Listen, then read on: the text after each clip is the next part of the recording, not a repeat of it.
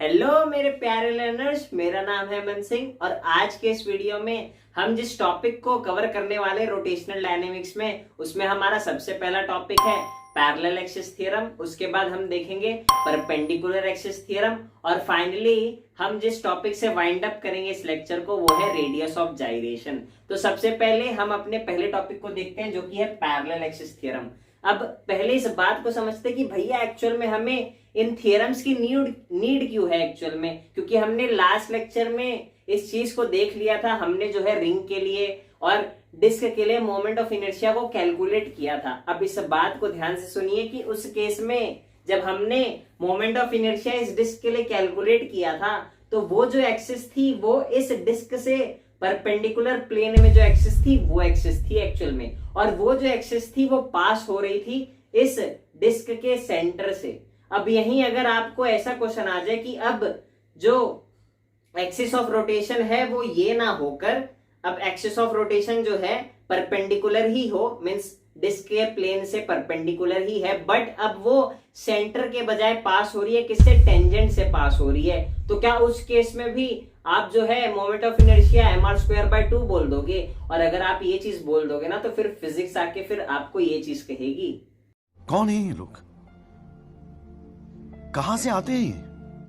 तो ये जो आपको एक्चुअल में टेंजेंट से पास होने वाली एक्सिस दिख रही है उसके अबाउट आप ये नहीं कह सकते कि मोमेंट ऑफ इनर्शिया mr²/2 होगी। तो भैया आप ये बता दीजिए फिर एक्सिस के अबाउट, मींस जो टेंजेंट से पास होने वाली एक्सिस है उसके अबाउट हम मोमेंट ऑफ इनर्शिया कैलकुलेट कैसे करेंगे? तो उसके लिए हमें जो है थियरम्स को पढ़ना पड़ेगा। एक है हमारे पास पैरेलल एक्सिस थ्योरम और दूसरा है हमारे पास परपेंडिकुलर एक्सिस थ्योरम। दोनों को समझ लेंगे, फिर इसका आंसर जो है मैं आप सभी को बताऊंगा भी कि इसके अबाउट फिर मोमेंट ऑफ इनर्शिया आप कैलकुलेट कैसे करेंगे और आएगी क्या एक्चुअल में। ठीक है, अब देखिए सबसे पहले हम इस एक्सिस को इस थ्योरम को जो है स्टार्ट करते हैं। अब देखिए ये जो पैरेलल एक्सिस थ्योरम है ये किसी भी बॉडी के लिए जो है आप इजीली अप्लाई कर सकते हैं, और अगर आपको किसी भी एक्सिस के अबाउट मोमेंट ऑफ इनर्शिया पूछ लेता है तो आप सिंपली क्या लगा देंगे, पैरेलल एक्सिस थ्योरम लगा देंगे।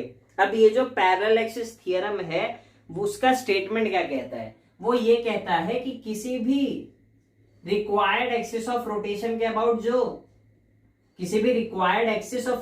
अबाउट जो मोमेंट ऑफ इनर्शिया होता है वो होता है इसके सेंटर ऑफ मास से पास होने वाली एक्सिस के about moment of inertia plus इस बॉडी का मास मल्टीप्लाइड बाय ये जो दोनों पैरेलल एक्सिस होंगी उनके बीच के डिस्टेंस का स्क्वायर।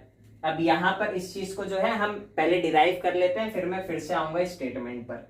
देखिए सबसे पहले ये एक रिजिड बॉडी है, ठीक है, ये पूरी एक रिजिड बॉडी है जिस पर इस पॉइंट डी पर कोई एक एलिमेंट मास है, ठीक है, उसे हमने कंसीडर किया है। और हमने ये चीज तो पढ़ी है कि हमें जो है एलिमेंट मास के लिए मोमेंट ऑफ इनर्शिया जो लिखना होता है वो एक्चुअल में कुछ ऐसी लिखी जाती है भैया, क्या होती है, dm इंटू परपेंडिकुलर डिस्टेंस का स्क्वायर। अब यहां पर देखिए परपेंडिकुलर डिस्टेंस इस एलिमेंट मास dm का कितना है, od है, तो मैं यहां क्या लिख दूंगा, od का स्क्वायर, क्योंकि हमने ये चीज देखी कि dm एलिमेंट मास और यहां पर क्या होता था एक्चुअल में परपेंडिकुलर डिस्टेंस का स्क्वायर। और एक्चुअल में देखिए ये जो आपको रिजिड बॉडी दिख रही है इरेगुलर शेप सी, ये जो एक्सिस है ना वो इसके परपेंडिकुलर प्लेन में है, मींस आप ऐसे समझिए ये वो एक्चुअल में पूरी रिजिड बॉडी है,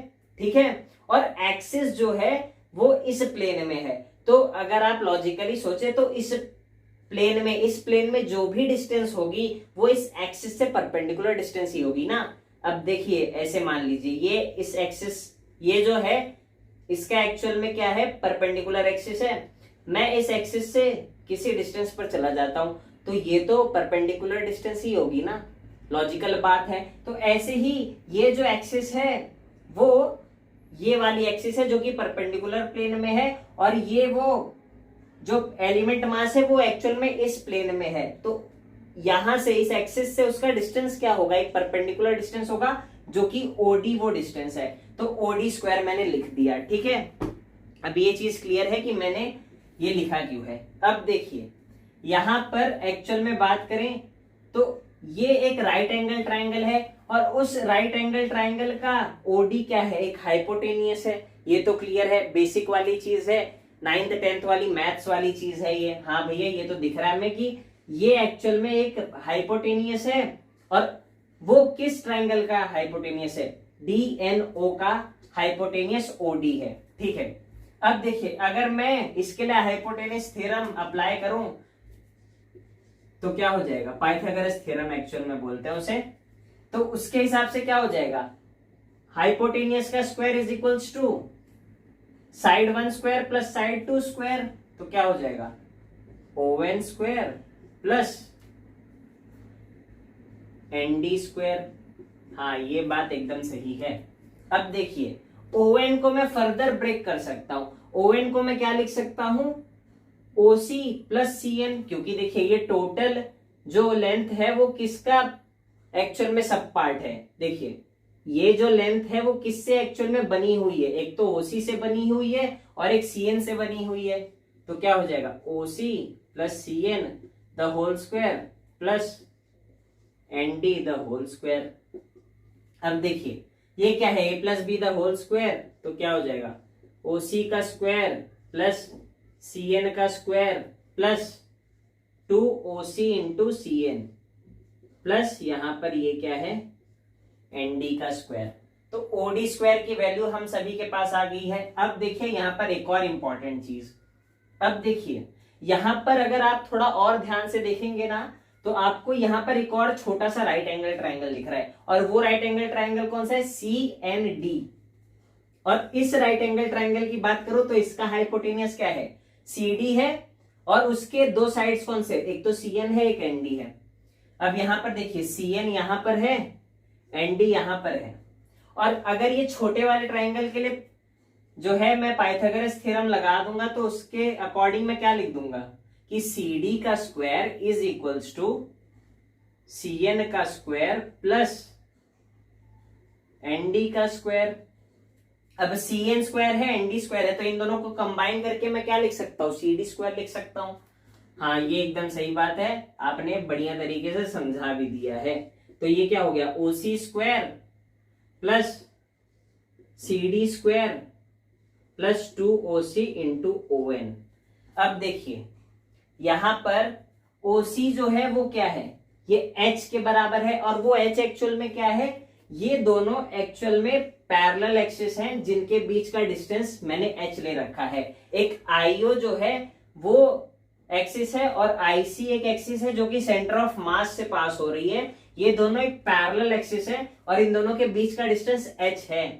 तो यहां पर क्या हो जाएगा, OC की वैल्यू को जो है मैं H लिख दूंगा। तो ये क्या हो गया, H स्क्वायर प्लस यहां पर क्या है CD स्क्वायर प्लस यहां पर OC को फिर से मैं H लिख सकता हूं इंटू ON। ठीक है, ये चीज क्लियर हो गई हमें। हाँ एकदम सही है भैया ये। अब देखिए यहां पर एक्चुअल में बात करूं तो ये ON नहीं होगा, ये CN होगा। देखिए यहां पर क्या था, OC इंटू CN, यहां पर मैंने गलती से OC इंटू ON लिख दिया तो ये क्या है, OC इंटू CN ही होगा ये। अब देखिए अब यहां पर OD की वैल्यू हमारे पास आ चुकी है, OD स्क्वायर की। तो इस वैल्यू को उठा के मैं इस इक्वेशन में पुट कर सकता हूं।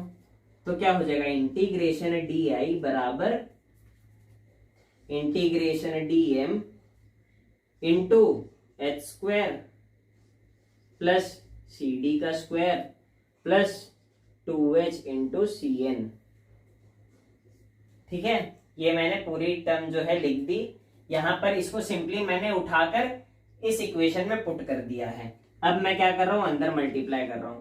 तो DM into H square plus यहां पर देखिए फिर क्या हो जाएगा, इंटीग्रेशन DM इंटू CD का square plus integration 2H into DM into CN। ठीक है, ये चीज क्लियर है। अब यहां पर देखिए ये DM इंटू H स्क्वायर क्या हो जाएगा, ये DM into H square actual में देखें तो ये एक्चुअल में H क्या है, एक कांस्टेंट डिस्टेंस है। ये वैल्यू क्या है, एक कांस्टेंट वैल्यू है। मींस इन दोनों के बीच का वैल्यू मुझे दे रखा है जो कि एक कांस्टेंट वैल्यू है। तो वो क्या हो गया, एच स्क्वायर हो गया, और अंदर खाली क्या बचा, डीएम बचा, इंटीग्रेशन डीएम। अब यहां पर देखिए integration dm into C D square क्या होगा। देखिए यहां पर एक डीएम मास है और ये क्या है, वो एक्सिस है जिससे मैंने परपेंडिकुलर डिस्टेंस ये सी डी ट्रेवल किया है। ये वही चीज होगी ना जो कि हमने जो है अपने लास्ट लेक्चर्स में पढ़ा है कि किसी भी एक्सिस से परपेंडिकुलर डिस्टेंस पर जाकर मैं किसी पॉइंट मास को या फिर एलिमेंट मास को सिलेक्ट करता हूं तो उसका मोमेंट ऑफ इनर्शिया क्या होता है, m इंटू आर स्क्वायर। तो इस केस में वो आर ये सी डी है और एक्चुअल में वो एलिमेंट मास ये डीएम है। तो ये वही केस है। तो सिंपली ये एक्चुअल में क्या दर्शा रही है कि मोमेंट ऑफ इनर्शिया इस एक्सिस के अबाउट, क्योंकि वो चीज कौन सी थी, वो केस कौन सा था, जब हमारे पास क्या होता था, एक एक्सिस होती थी, उससे कोई आर डिस्टेंस पर जाकर मैं डीएम मास अगर सिलेक्ट कर लेता था या फिर मान लेते हैं कोई पॉइंट मास सिलेक्ट कर लेता था, तो फिर अगर वो एम मास का पॉइंट मास है और परपेंडिकुलर डिस्टेंस आर है तो मैं उस केस में क्या लिखता था, एम इंटू आर स्क्वायर। और वहीं ऑन दी अदर हैंड अगर वो एक रिजिड बॉडी हो जाती थी तो मैं क्या करता था, एक एलिमेंट मास को पिक करता था जिसका मास क्या है, डीएम, और वही सेम परपेंडिकुलर डिस्टेंस आर पर जाकर अगर मैं एक रिजिड बॉडी का डीएम मास सिलेक्ट कर लूं तो उस केस में जो मोमेंट ऑफ इनर्शिया हम लिखते थे वो क्या होता था कि इंटीग्रेशन डीआई बराबर integration dm into r square. तो वही सेम चीज है यहां पर, ये वो परपेंडिकुलर एक्सिस है, ये वो परपेंडिकुलर डिस्टेंस है, सीडी जो है उस एलिमेंट मास का परपेंडिकुलर डिस्टेंस है। तो एक्चुअल में मैं इस चीज को क्या लिख सकता हूं, integration dm into C D square को क्या लिख सकता हूं, आईसी लिख सकता हूं, moment of inertia about C axis, ठीक है, सेंटर ऑफ मास का एक्सिस। अब यहां पर देखिए ये क्या है, 2h जो है वो कांस्टेंट है, बाहर आ जाएगा और बचेगा एक्चुअल में Cn इंटू डीएम, ठीक है। तो ये एक्चुअल में क्या है, ये सेंटर ऑफ मास है और ये क्या है, Cn उस सेंटर ऑफ मास से डिस्टेंस है। तो सेंटर ऑफ मास के अबाउट किसी भी चीज का मोमेंट जो आता है, मास मोमेंट जो आता है वो जीरो आता है, इस वजह से ये टर्म जो है वो जीरो हो जाएगी, ठीक है। तो फाइनली मेरे पास बचा क्या, एक तो यहां पर देखिए इंटीग्रेशन डीआई को मैं फाइनली क्या लिख देता हूं, आई लिख देता हूं, और वो जो आई है एक्चुअल में क्या होगा, आई नॉट होगा। भैया क्यों आई नॉट होगा, क्योंकि मैंने क्या बोला था आप सभी को, मैं इस एक्सिस पर हूं और यहां से उस एलिमेंट मास को मैंने पिक किया जिसका परपेंडिकुलर डिस्टेंस ओडी था। तो एक्चुअल में मैं इस एक्सिस के अबाउट क्या कैलकुलेट कर रहा हूं, मोमेंट ऑफ इनर्शिया कैलकुलेट कर रहा हूं, और वो जो वैल्यू होगी वो कितनी होगी, आई नॉट होगी। तो इस वजह से मैंने इंटीग्रेशन डीआई का फाइनल इंटीग्रेशन क्या लिख दिया, आई नॉट लिख दिया। अब यहां पर देखिए इंटीग्रेशन डीएम है, मीन सारे एलिमेंट मास को आप पिक कर लीजिए और उनका सम कर दीजिए, और एलिमेंट मास को पिक करते करते जब पूरा सम कर लोगे तो ये पूरी बॉडी बन जाएगी, और पूरी बॉडी जब बन जाएगी तो एक्चुअल में क्या होगा, वो जो छोटे छोटे डीएम मास है वो कंबाइंड होकर कैपिटल एम मास को क्रिएट कर देंगे। तो डीएम का इंटीग्रेशन क्या आ जाएगा, कैपिटल एम हो जाएगा इंटू एच स्क्वायर। और देखिए आईसी तो यहाँ पर हमें पता ही है, तो यहाँ पर वही चीज आ गई कि आई नॉट बराबर I C plus M into H का स्क्वायर। तो क्या हो गया फाइनली, मीन्स हमारा क्वेश्चन अगर ऐसा होता कि आप मुझे इस एक्सिस के अबाउट मोमेंट ऑफ इनर्शिया बता दीजिए जो कि इस सेंटर ऑफ मास से पास होने वाली एक्सिस के पैरेलल है, तो उसका मोमेंट ऑफ इनर्शिया मैं कैसे निकालता, पहले मैं सेंटर ऑफ मास से पास होने वाली एक्सिस के अबाउट मोमेंट ऑफ इनर्शिया निकालता, प्लस उसमें क्या चीज ऐड करता, इस बॉडी का मास मल्टीप्लाइड बाय इन दोनों एक्सिस के बीच का जो डिस्टेंस है उसका स्क्वायर। तो फाइनली यही चीज यहां पर लिखी है कि ये एक्सिस के अबाउट मोमेंट ऑफ इनर्शिया क्या होगा, आप सेंटर ऑफ मास के एक्सिस के अबाउट मोमेंट ऑफ इनर्शिया निकाल दीजिए, प्लस उसमें आपको क्या ऐड कर देना है, इस बॉडी का मास मल्टीप्लाइड बाय आप कितने से जो है शिफ्ट हो रहे हो, मीन्स यहां पर ये दोनों पैरेलल एक्सिस के बीच में डिस्टेंस कितना है उसका स्क्वायर। तो आई होप सो ये डेरिवेशन की क्लियर है, पैरेलल एक्सिस थ्योरम जो है वो क्लियर है। अब हमने जो है इसकी बात करनी है, डिस्क की बात करनी है। हमें जो है एक्चुअल में इस टेंजेंट के अबाउट कितना मोमेंट ऑफ इनर्शिया है वो कैलकुलेट करना है। अगर आप थोड़ा लॉजिकली सोचे, वो तो भैया यही वाला सीन है ना। मीन्स इस केस में ये जो टेंजेंट वाली चीज है ये आपका आई नॉट है, और यहाँ पर आई सी जो है वो एक्चुअल में आपका वो मोमेंट ऑफ इनर्शिया है जो एक्चुअल में उस केस में होता है जब आपका जो एक्सिस ऑफ रोटेशन है वो पास हो रहा होता है सेंटर ऑफ मास से, और इन दोनों के बीच का डिस्टेंस तो आप सभी को दिख ही रहा होगा, रेडियस के बराबर है। तो आप जो है इजीली इस चीज को कैलकुलेट कर सकते हैं कि अगर आपको टेंजेंट से पास होने वाली परपेंडिकुलर एक्सिस जो कि इस प्लेन के परपेंडिकुलर है एक्चुअल में, उसके अबाउट मोमेंट ऑफ इनर्शिया एक डिस्क के लिए क्या होगा वो अगर पूछ ले, अब ये थियरम का यूज करके आप बहुत ही इजी वे में निकाल सकते हैं, और मैं निकाल के बता भी देता हूं। देखिए हमें क्या चाहिए, आई नॉट है, आई नॉट ही वही चीज है कि टेंजेंट से पास होने वाली जो एक्सिस है उसके अबाउट मोमेंट ऑफ इनर्शिया कितना होगा, उसकी वैल्यू क्या होगी, सेंटर ऑफ मास से जब एक्सिस पास हो रही है perpendicular to the plane of disc, उसके अबाउट मोमेंट ऑफ इनर्शिया हमने निकाल रखा है, उसकी वैल्यू कितनी है mr²/2, लास्ट लेक्चर में हमने डिराइव किया था उसे, और m × h², वो दोनों एक्सिस के बीच का डिस्टेंस कितना था, रेडियस के बराबर था, और डिस्क का मास कैपिटल M, डिस्टेंस कितना है दोनों एक्सिस के बीच में, r है तो उसका स्क्वायर, तो क्या आ गया ये 3mr²/2। तो mr²/2 नहीं आनी चाहिए वैल्यू, वैल्यू क्या आनी चाहिए 3mr²/2, और वो कैसे आई, with the help of parallel axis theorem. तो इस थ्योरम का यूज जो है आई होप सो आप सभी को समझ चुका होगा। आपको सिंपली क्या करना है, सेंटर ऑफ मास से पास होने वाली जो एक्सिस है उसके अबाउट पहले आप मोमेंट ऑफ इनर्शिया निकाल लीजिए, फिर उससे पैरेलल कोई एक्सिस है जिसके अबाउट पूछी गई है, तो सेंटर ऑफ मास से उस पैरेलल एक्सिस का जो डिस्टेंस है वो कितना है वो कैलकुलेट कीजिए। आपको जो है वैल्यूज पुट करने के बाद फाइनली आंसर मिल रहा होगा। आई होप सो ये थियरम क्लियर है। और डिस्क के लिए हमने जो डेरिवेशन किया, मींस फाइनली वैल्यू को डिराइव किया कि जब टेंजेंट से पास होती है एक्सिस उस केस में वैल्यू कितनी आती है, वो चीज क्लियर है। अब पैरेलल एक्सिस थ्योरम मैंने समझा दिया, अब हम जो है प्रोसीड करते हैं परपेंडिकुलर एक्सिस थ्योरम के तरफ, और उसे भी जो है काफी अच्छे से समझते हैं। तो चलिए अब जो है परपेंडिकुलर एक्सिस थ्योरम को जो है अच्छे से समझते हैं। अब देखिए परपेंडिकुलर एक्सिस थ्योरम जो है वो जनरली किस चीज के लिए एप्लीकेबल है, मींस कौन से ऑब्जेक्ट पर आप जो है परपेंडिकुलर एक्सिस थ्योरम को लगा सकते हैं। आप जो है सिर्फ लैमिनार ऑब्जेक्ट्स के लिए इस चीज को अप्लाई कर सकते हैं। अब भैया ये जो लैमिनार ऑब्जेक्ट्स होते हैं वो क्या होते हैं, लैमिनार ऑब्जेक्ट सिंपली अगर मैं बात करूं तो वो 2D ऑब्जेक्ट्स होते हैं। तो जैसे कि डिस्क हो गया या रिंग हो गया, इन केसेस में आप जो है परपेंडिकुलर एक्सिस थ्योरम का यूज कर सकते हो। अब ये जो परपेंडिकुलर एक्सिस थ्योरम है उसके डेरिवेशन को हम देखते हैं। देखिए यहाँ पर एक आपको इरेगुलर शेप की एक लैमिनार ऑब्जेक्ट दी है, मींस एक्चुअल में ये एक 2D ऑब्जेक्ट है।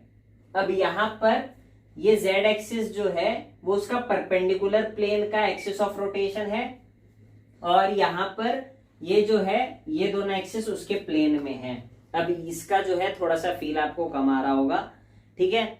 आप जो है इस चीज को ऐसे समझिए कि मैं इस रिजिड बॉडी को इस डिस्क से रिप्लेस कर दे रहा हूं आपको फील दिलाने के लिए। अब एक्चुअल में जो आप ये डायग्राम देख रहे हो ना, वो आपको जो है ऐसे बना दी गई है। अब एक्चुअल में वो चीज है कैसे, ऐसे है, ठीक है। अब यहाँ पर इस प्लेन में आप कंसीडर कीजिए, यहाँ पर एक्स वाई वाला प्लेन ये है, और ये वो प्लेन है जिसके अबाउट जेड एक्सिस है, और उसका डायग्राम आप सभी को बोर्ड पर दिख रहा है। अब यहाँ पर अगर मैं फील दिलाने की कोशिश करूं आपको जो है यहाँ पर एक्चुअल में चीजें चल क्या रही हैं उसका फील दिलाने की कोशिश करूं, तो देखिए अभी मैंने ये बताया कि ये जो डायग्राम है एक्चुअल में वो कौन सी चीज का डायग्राम है, वो है कि जब आपका बॉडी इस प्लेन में है, ठीक है। अब ध्यान से देखिएगा मैं क्या करने जा रहा हूं, इस प्लेन को जो है शिफ्ट कर कर मैं इस प्लेन में लेकर आने वाला हूं, ठीक है। मैंने क्या किया, इस डिस्क को इस प्लेन से उठाकर इस प्लेन में लेकर आया, तो जो परपेंडिकुलर एक्सिस ऐसे था वो अब ऐसे हो चुका है, मींस जो जेड एक्सिस है वो ये हो गई, एक्स एक्सिस ये हो गई, वाई एक्सिस ये हो गई, ठीक है। हाँ भैया ये चीज क्लियर है, फील आया है कि आपने एक्चुअल में जो प्लेन है उसे चेंज कैसे किया। तो अब देखिए अब मैं इस डायग्राम को यहाँ पर जो है फिल कराने जा रहा हूं। यहाँ पर P जो आपको दिख रहा है ना, ये एक्चुअल में वो एलिमेंट मास का पॉइंट है जिसको हमने सिलेक्ट किया है। तो यहाँ पर ये एक्स एक्सिस है, ये वाई एक्सिस है। मैं यहाँ पर जाकर उस एलिमेंट मास जो कि पॉइंट P पर लोकेटेड है उसे पिक कर रहा हूं, ठीक है। तो यहाँ पर देखिए, इसका यहां से डिस्टेंस मान लेते हैं x है, यहां से डिस्टेंस y है, तो इसका कोऑर्डिनेट x, y हो गया, ठीक है। और ये वो एक्सिस है परपेंडिकुलर एक्सिस, तो इसको मान लेते हैं ये कोई डिस्टेंस जो है r है, ठीक है। ये डिस्टेंस r है और ये r क्या है, ये वही केस है जो कि हमने लास्ट केस में देखा है कि एक्सिस ऐसे है तो उस पॉइंट का परपेंडिकुलर डिस्टेंस ही ये r है एक्चुअल में। मींस उस पॉइंट P पर जो एलिमेंट मास है उसका परपेंडिकुलर डिस्टेंस इस z वाले एक्सिस से वो r डिस्टेंस है, उसका परपेंडिकुलर डिस्टेंस ही r है उस z एक्सिस से, ठीक है। तो ये चीज क्लियर हो गई होगी। तो इसका मतलब यहाँ पर देखिए आपको राइट एंगल ट्रायंगल दिख रहा है जिसका हाइपोटेनियस जो है क्या है, r है, और एक साइड x है, एक साइड की लेंथ y है। तो यहाँ पर क्या हो जाएगा, जो है पाइथागोरस थ्योरम से मैं क्या लिख दूंगा, r स्क्वायर बराबर x square plus y square. तो r की वैल्यू क्या हो जाएगी, under root of x square plus y square. तो यहाँ पर मुझे r की वैल्यू फाइनली क्या मिली है, under root of x square plus y square. Animation में सारी चीजें दिख रही होंगी और चीजें क्लियर हो रही होंगी। तो वो जो r की वैल्यू जो है फाइनली मुझे मिल चुकी है, जो कि इस एक्सिस से परपेंडिकुलर डिस्टेंस है। और मुझे एक्चुअल में परपेंडिकुलर डिस्टेंस थ्योरम में, परपेंडिकुलर एक्सिस थ्योरम में सॉरी, इस एक्सिस के about he moment of inertia उस एलिमेंट मास का निकालना है।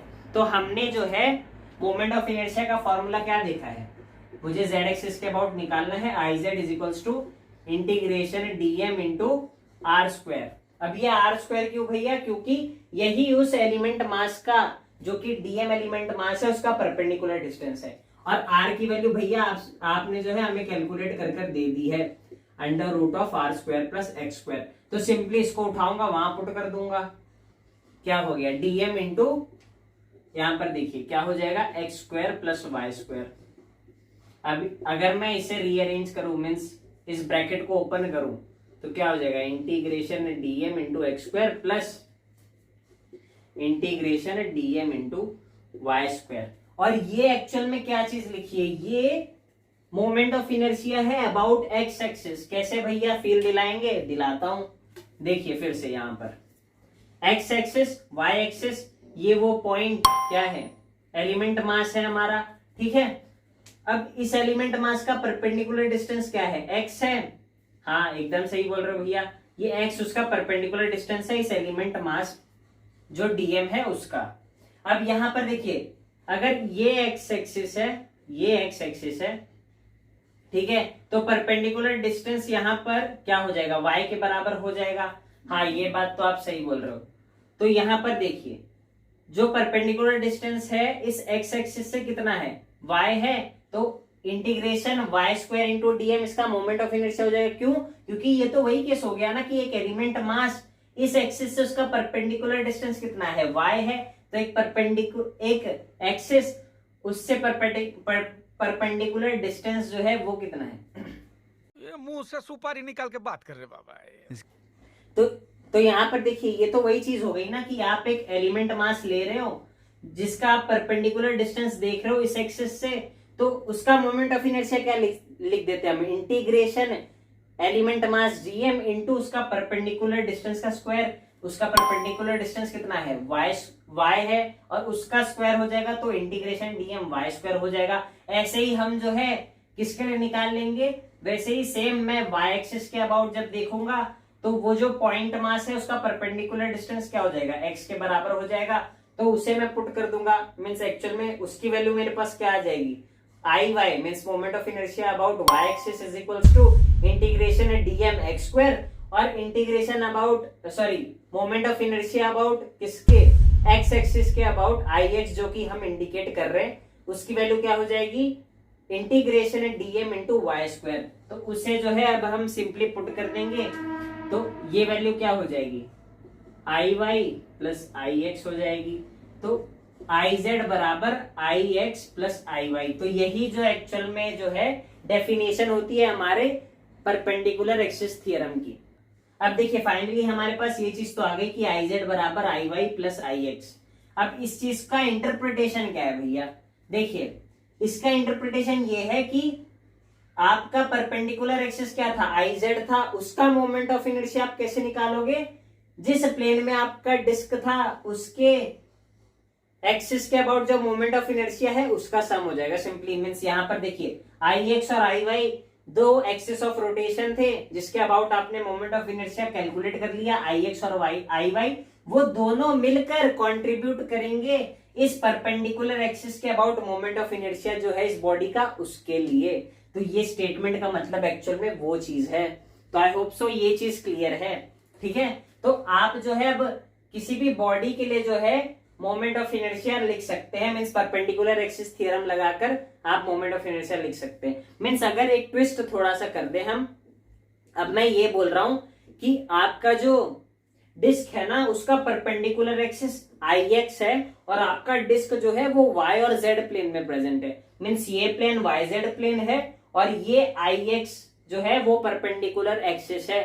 तो आप आई एक्स के अबाउट मोमेंट ऑफ इनर्शिया इस डिस्क का कैसे लिखोगे? आई एक्स बराबर I z plus I y. Simply यही चीज है। इस केस में परपेंडिकुलर एक्सिस क्या था? आई जेड था, बट यहां पर थोड़ा सा ट्विस्ट क्या हो गया, परपेंडिकुलर एक्सिस मैंने आई एक्स कह दिया। तो आई एक्स जो है वो परपेंडिकुलर एक्सिस हो गया और किस प्लेन में प्रेजेंट है? जेड वाई प्लेन में प्रेजेंट है, तो यहां पर जो है जेड वाई आ गया एक्चुअल में। तो आई होप सो ये चीज क्लियर है। परपेंडिकुलर एक्सिस का derivation means perpendicular axis theorem का डेरिवेशन क्लियर है। और ये कहां पर अप्लाई करेंगे? जब भी किसी परपेंडिकुलर एक्सिस के अबाउट आपको मोमेंट ऑफ इनर्शिया पूछ ले और आपको प्लेन में जो एक्सिस हैं उनके about moment of inertia given है या फिर आपको फाइंड करना आता है, तो आप जो है उनके हेल्प से उनके सम से फाइनली परपेंडिकुलर एक्सिस के अबाउट जो मोमेंट ऑफ इनर्शिया होगा उसे सिंपली कैलकुलेट कर लेंगे with the help of perpendicular axis theorem. तो इसका फील आया होगा। परपेंडिकुलर एक्सिस थ्योरम में कैलकुलेशन हमने कैसे करी इसका जो है पूरा पार्ट आप सभी को जो है समझ आया होगा। अब मैं थोड़ा सा रेडियस ऑफ जाइरेशन को एक्सप्लेन कर देता हूं। रेडियस ऑफ जाइरेशन का सिंपली मतलब ये है कि देखिए हमने एक पॉइंट मास के लिए ये चीज सीखी है कि अगर कोई एक्सिस ऑफ रोटेशन है उसके अबाउट मैं एक पॉइंट मास रख देता हूं और उस एक्सिस ऑफ रोटेशन के अबाउट अगर वो पॉइंट मास किसी आर डिस्टेंस पर है तो उसके लिए अगर मुझे मोमेंट ऑफ इनर्शिया कैलकुलेट करना है तो हम सिंपली क्या लिखते हैं? m इंटू आर स्क्वायर, ठीक है। तो उसी को जो है हम थोड़ा सा रिजिड बॉडी के लिए अगर अप्लाई करें तो चीजें कैसी होंगी? देखिए एक रिजिड बॉडी के लिए हम डायरेक्टली ये चीज तो अप्लाई नहीं कर सकते, हमें एलिमेंट मास को पिक करना पड़ता है, इंटीग्रेशन वाले मेथड से प्रोसीड करना पड़ता है। अब देखिए मोमेंट ऑफ रेडियस ऑफ जाइरेशन क्या कहता है कि आपके पास एक रिजिड बॉडी है, आप उसका कुछ मोमेंट ऑफ इनर्शिया निकाल लीजिए, ठीक है। मान लेते हैं उसका मोमेंट ऑफ इनर्शिया कुछ कैपिटल आई आ गया, आपने बढ़िया से कैलकुलेशन करी और उसका मोमेंट ऑफ इनर्शिया आपने कैपिटल आई निकाला, ठीक है, एक एक्सिस के अबाउट। अब आप क्या कीजिए, वो जो रिजिड बॉडी थी मान लेते उसका मास कैपिटल एम था, तो आप क्या करिए, आप उसी बॉडी का जितना मास था उसका ही सेम मास के इक्विवेलेंट एक पॉइंट मास लेकर आ जाइए, ठीक है। आप क्या कीजिए, वो बड़ी सी एम मास की जो बॉडी थी उसके इक्विवेलेंट एक पॉइंट मास लेकर आ जाइए जिसका जो है मास कैपिटल एम ही है। मीन्स यहाँ पर अगर आप सोच नहीं पा रहे तो मैं बता देता हूँ, ये मान लेते हैं वो एक्सिस ऑफ रोटेशन है जिसके अबाउट आपने उस रिजिड बॉडी का मोमेंट ऑफ इनर्शिया निकाला और उसकी वैल्यू कैपिटल आई। अब रेडियस ऑफ जाइरेशन का कॉन्सेप्ट क्या कह रहा है कि आप क्या कीजिए, उस रिजिड बॉडी के ही मास के बराबर एक पॉइंट मास लेकर आ जाइए जिसका मास कैपिटल एम है और उसे किसी के परपेंडिकुलर डिस्टेंस पर रख दीजिए। और जब ये सर्कुलर मोशन करेगा तो हमें इसके लिए तो मोमेंट ऑफ इनर्शिया निकालने आता है कि जब एक पॉइंट मास है कैपिटल एम और वो एक एक्सिस के अबाउट सर्कुलर मोशन कर रहा है किसी के डिस्टेंस पर, के परपेंडिकुलर डिस्टेंस पर, तो इसका मोमेंट ऑफ इनर्शिया तो हम लिख सकते हैं ना m इंटू के स्क्वायर, ठीक है। तो ये जो k है ना एक्चुअल में वही रेडियस ऑफ जाइरेशन को दर्शाता है। तो यहाँ पर k की वैल्यू क्या आ जाएगी, under root of I by M, ठीक है। तो ये जो k है एक्चुअल में रेडियस ऑफ जाइरेशन इस बॉडी के लिए एक्चुअल में उसे इंडिकेट कर रहा है और ये रेडियस ऑफ जाइरेशन किस लिए यूज होता है? इसलिए यूज होता है कि आप उस बॉडी का जो मास डिस्ट्रीब्यूशन है एक्सिस ऑफ रोटेशन से वो निकाल पाए। मीन्स देखिए ये के जो है एक्चुअल में आपको इस चीज का इंडिकेशन देगी कि वो जो रिजिड बॉडी थी ना उसका उस एक्सिस ऑफ रोटेशन से मास डिस्ट्रीब्यूशन कितने डिस्टेंस तक था। तो इसलिए जो है रेडियस ऑफ जाइरेशन का हम यूज कर रहे होते और कैसे निकालते ये चीज तो क्लियर है।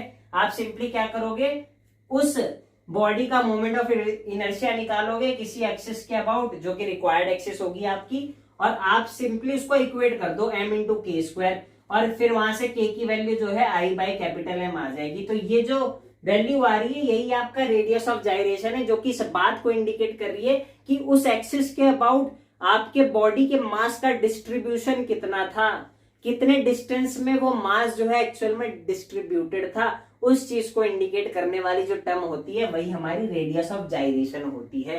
आई होप सो तीनों कॉन्सेप्ट जो हमने डिस्कस किए हैं आज के लेक्चर में वो बहुत ही बढ़िया वे में आप सभी को क्लियर हुए होंगे। अगर थोड़ा भी डाउट रहता है तो आप नीचे कमेंट सेक्शन में मुझसे उस डाउट को क्लियर करा सकते हैं, पूछ सकते हैं, या फिर आप जो है इंस्टाग्राम में जो है मुझे डीएम कर सकते हैं। इंस्टाग्राम की आईडी नीचे डिस्क्रिप्शन बॉक्स में मिलेगी। आई होप सो लेक्चर आपको बहुत अच्छा लगा होगा, चीजें बहुत अच्छे वे में समझ आई होगी। ठीक है, अब मिलते हैं अगले लेक्चर में रोटेशनल डायनेमिक्स के चैप्टर को और आगे बढ़ाते हुए और अच्छे कॉन्सेप्ट्स को क्लियर करेंगे, फील लेंगे। मिलते हैं अब अगले लेक्चर्स में, तब तक के लिए बाय बाय।